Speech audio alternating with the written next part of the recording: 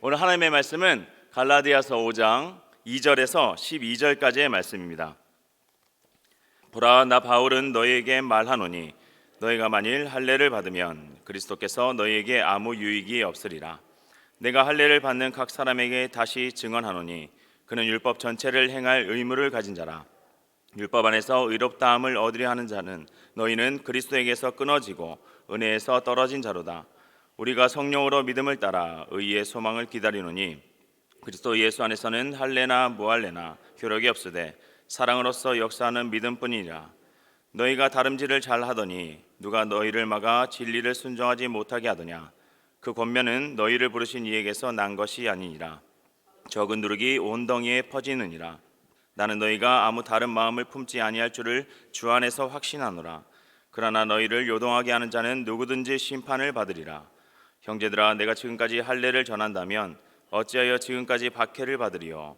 그리하였으면 십자가의 걸림돌이 제거되었으리니 너희를 어지럽게 하는 자들은 스스로 베어버리기를 원하노라. 아멘. 신약 시대 초기의 큰 이슈 중 하나를 꼽으라면은 할례를 꼽을 수 있을 것입니다. 이 할례는 무시할 수 없는 하나님의 언약의 증표입니다. 할례가 처음 등장한 것은 창세기 17장입니다. 12절에서 14절에 이렇게 기록하고 있습니다. 너희의 대대로 모든 남자는 집에서 난 자나 또는 너희 자손이 아니라 이방 사람에게서 돈으로 산 자를 막론하고 난 지 8일 만에 할례를 받을 것이라.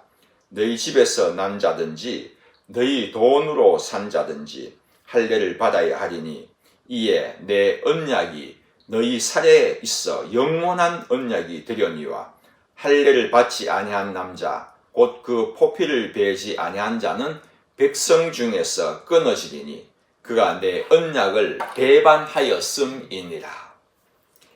유대인에게 속한 모든 남자, 이방의 종까지입니다. 이방인의 종까지 포함해서입니다. 대대로 지킬 언약으로 생후 8일째에 할례를 행하라는 것입니다. 할례를 받지 않는 자는 하나님의 백성에서 끊어진다는 그런 말씀입니다. 여러분, 잠깐 말씀과 벗어납니다마는 왜 할례를 8일째 행하라고 하셨는지 아십니까? 레위기 12장에는 남자아이를 출산하면은 산모는 7일간 부정하고 여자아이를 낳으면 2주간 부정하다고 기록하고 있습니다. 또 정결하게 되어서 성소에 들어갈 수 있는 것은 남자아이를 놓았을 때는 30일 후에 여자는 60일 후입니다.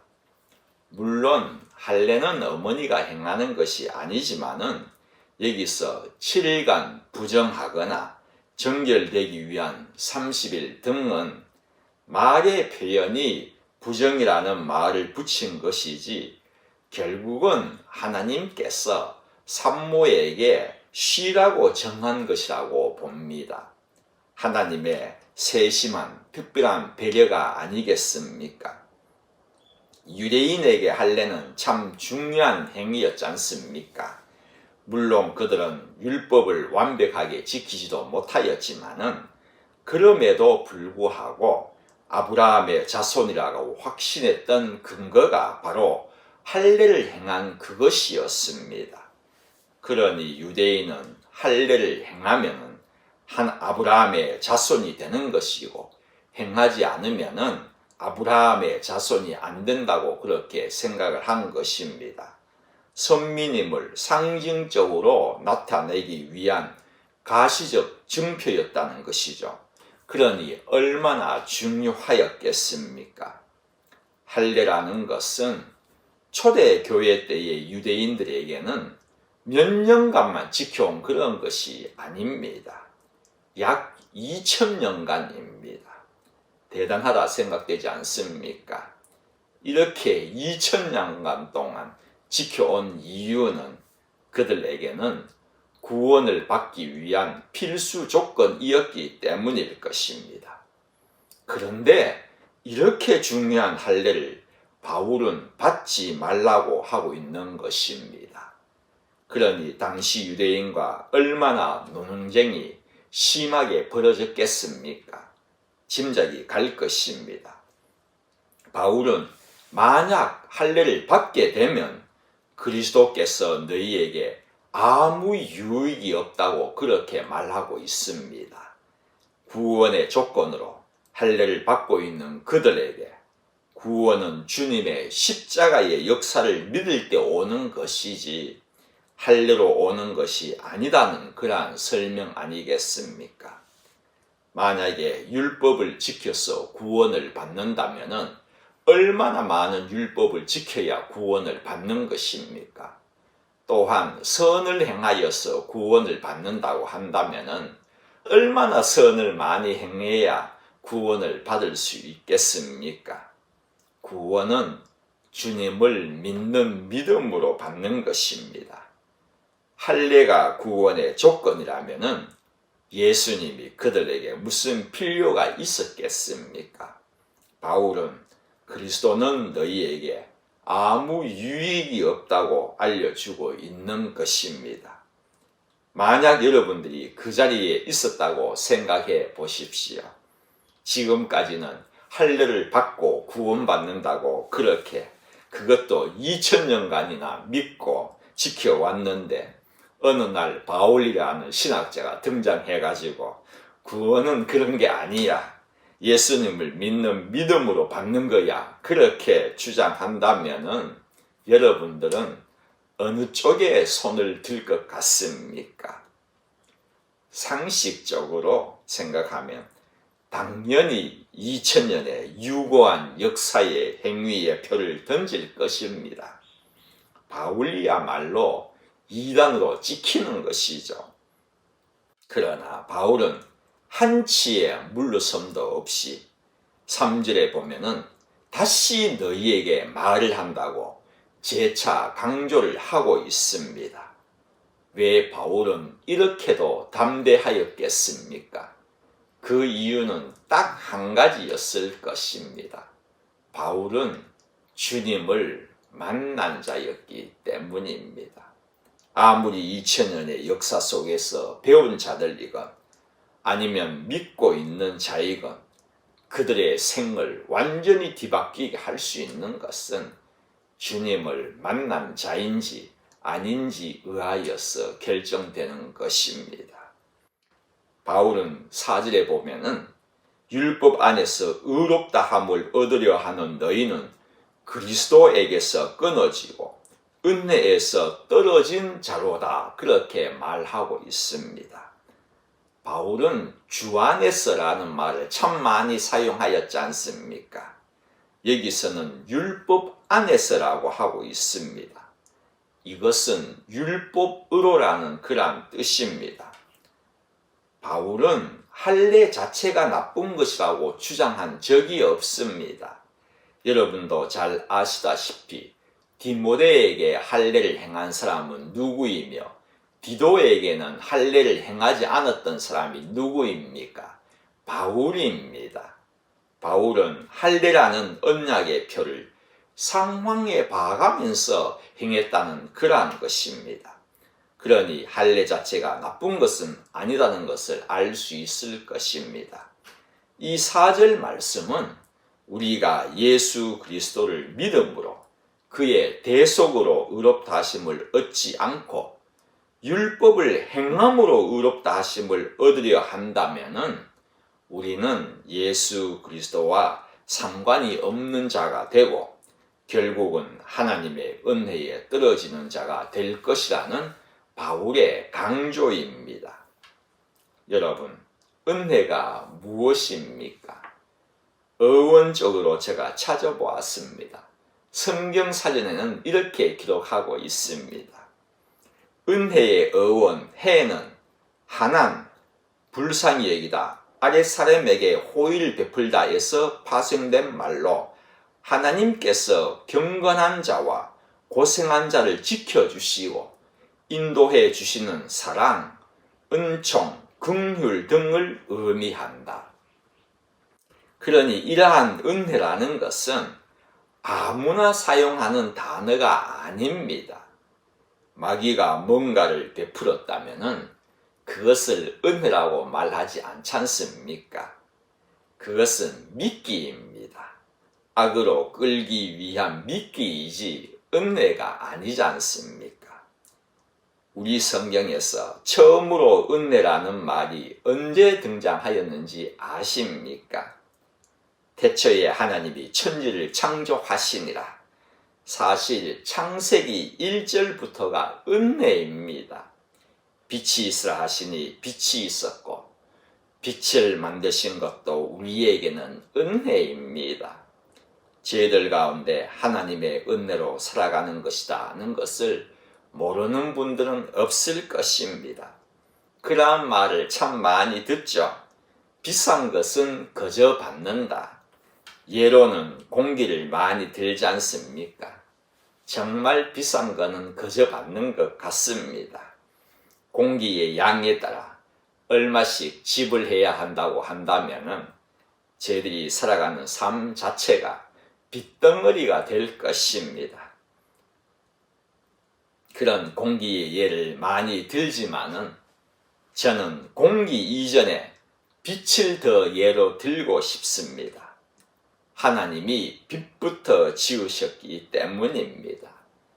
뿐만 아니라 달, 별들이 만들어진 것, 동물, 생물이 창조된 것, 이 모든 것이 은혜가 아니라고 말할 수 있겠습니까? 하나님의 은혜는 태초부터 저희들에게 주어진 것이란 말입니다. 우리가 힘들고 어려울 때, 그때 드디어 등장한 것, 베풀어 주시기 시작한 것이 아니란 말입니다. 창조 그 자체가 하나님의 은혜입니다. 그러나 은혜라는 단어가 처음으로 사용된 곳은 그곳이 아닙니다. 창세기 6장입니다. 6장 5절에서 8절 말씀 제가 읽겠습니다. 여호와께서 사람의 죄악이 세상에 가득함과 그의 마음으로 생각하는 모든 생각이 항상 악할 뿐임을 보시고, 모든 생각입니다. 100%의 생각하면 모든 것이 악하였다는 그러한 말씀입니다. 땅 위에 사람 지으셨음을 한탄하사 마음에 근심하시고, 여러분, 하나님께서 인간을 지으신 것을 한탄하실 만하시지 않겠습니까? 그러나 여기서 한탄하라는 그러한 말은 인간의 표현을 사용한 그러한 말씀입니다. 이르시되 내가 창조한 사람을 내가 지면에서 쓸어버리되 사람으로부터 가축과 기는 것과 공중의 새까지 그러하리니 이는 내가 그것을 지었음을 한탄함이니라 하시니라.